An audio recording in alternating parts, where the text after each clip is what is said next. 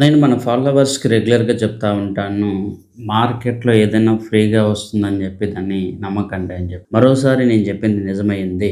విస్తాన్ foods ఈ company యొక్క షేర్‌ని గత కొన్నాళ్ళుగా కొంతమంది యూట్యూబర్స్ ప్రమోట్ చేసి ఆ కంపెనీ యొక్క షేర్ పెరగడానికి సపోర్ట్ చేశారు. రీసెంట్‌గా సెబీ విస్తాన్ కంపెనీ యొక్క మేనేజ్‌మెంటు, డైరెక్టర్స్ మీద చాలా సీరియస్ యాక్షన్ అయితే తీసుకుంది.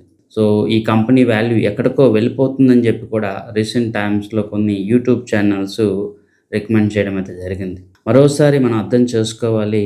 ఇలాంటి టిప్స్ అండ్ కేవలం అనాలిసిస్ అనేది మనకి బయటున్న ఇన్ఫర్మేషన్ బేస్డ్‌గా జడ్జ్ చేయడం అనేది అన్ని వేళలా కుదరదు అని మనం అర్థం చేసుకోవాలి.